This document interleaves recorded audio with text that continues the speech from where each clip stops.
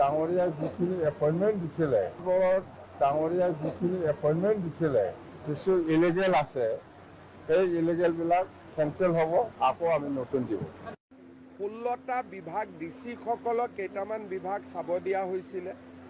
যোৱাকালি আমি ডিচিসকলক আমি অলৰেডি অৰ্ডাৰ দিছোঁ যে এতিয়াৰ পৰা ডিচিসকলে BTCৰ কাম কাজ নাচায়। মই হাগ্ৰামা মহিলাৰ লগত কেইটামান অনুৰোধ আছে। এইটো BTRৰ যুৱক যুৱতীসকলে মোক মানে বাৰে বাৰে মেছেজ কৰি আছে, ক'ব দি আছে।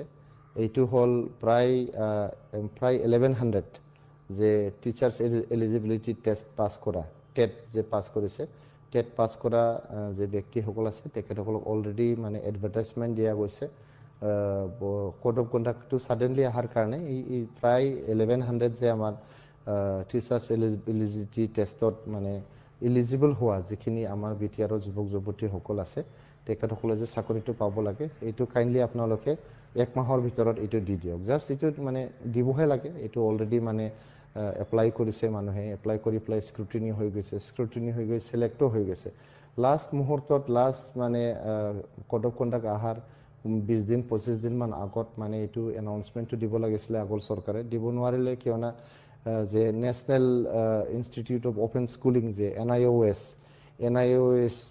মানে চাৰ্টিফিকেট পোৱা আমাৰ ল'ৰা ছোৱালীসকল আছে তেখেতসকলে এইটো কোডত এটা পেণ্ডিং অৰ্ডাৰ আছে। লগতে যে অসম চৰকাৰে এটা কমিটি গঠন কৰি দিছে, অসম চৰকাৰে কমিটি গঠন কৰি দি এই কমিটিৰ ৰিপৰ্টটো অহা নাছিলে। তো এই NIOSৰ মানে যে আমাৰ এপ্লিকেণ্টছবিলাক আছে তেখেতসকলৰ টেট আছে, প্লাছ NIOSত আমাৰ যি কি কয় এইটো আমাৰ এই যে ডিপ্ল'মা চাৰ্টিফিকেটটো থাকে, এইটো যে NIOSৰ পৰা পাইছে ডিগ্ৰীটো, এইটো দিব লাগে না নালাগে, এই সিদ্ধান্ত লওঁতে বহুত মানে পলম হৈ গ'ল। গতিকে এইফালে ইলেকশ্যনৰ প্ৰিপাৰেশ্যন আছিলে, কিবা আছিলে, তো সময় নহ'ল। এইটো আপোনালোকে কাইণ্ডলি 1 মাহৰ ভিতৰত দিব আৰু যাতে স্বচ্ছ নিকাভাৱে আপোনালোকে দিয়ে এইটো অনুৰোধ কৰিছোঁ। লগতে 4th গ্ৰেডৰ মানে অফলাইন আৰু অনলাইনৰ প্ৰায় 400+ এইটো দিবলগীয়া আছিলে, যিখিনি এটা ছেকশ্যনৰ মানে কিবাটো দিয়া হৈছে। আৰু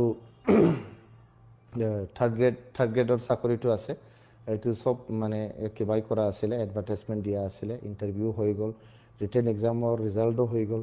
এইটো আপোনালোকে কাইণ্ডলি অহা 1 মাহৰ ভিতৰত এইটো দিব।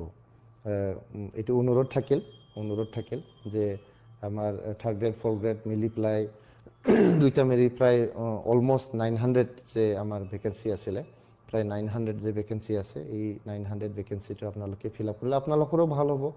চৰকাৰ চলোৱাত আপোনালোকে হেল্প পাব, এছিষ্টেঞ্চ পাব আৰু ভাল হ'ব গভৰ্নেন্সত। আৰু যিখিনি টেট আছে টেটসকলক যদি আপোনালোকে সোনকালে যদি মানে এপইণ্টমেণ্টটো দিয়ে, এইটো মানে চব প্ৰচেছটো শেষে আছে, এইটো যদি এপইণ্টমেণ্টটো দিয়ে আমাৰ স্কুলবোৰত মানে ছিংগল টিচাৰ বা তেনেকৈ 2জনহে টিচাৰ আছে, স্কুল চলাবলৈ বহুত টান হৈছে। এইবিলাক মানে ভাল হ'ব, মানে স্কুলবিলাকৰ ভাল হ'ব, আমাৰ মানে ষ্টুডেণ্টবিলাকৰ কাৰণে ভাল হ'ব, কোৱালিটি এডুকেশ্যন এইটো মানে দিয়াত ভাল হ'ব। আপোনালোকে জানে যে আমি 2020 চনত যেতিয়া BPFৰ পৰা আমি টেক অভাৰ কৰিছিলোঁ, আমাৰ BTRৰ যিমান ডিষ্ট্ৰিক্ট আছিলে একদম বেয়া অৱস্থা আছিল শিক্ষাৰ অৱস্থাটো। লাষ্ট পিনে মেট্ৰিক ৰিজাল্ট আৰু হায়াৰ ছেকেণ্ডেৰী ৰিজাল্টত লাষ্টত আছিলে। বহুত কষ্ট কৰি অলপ ডিচিপ্লিনত মাষ্টৰবিলাকে বহুত বেয়া পাইছে ফাংচনেল হোৱাৰ কাৰণে।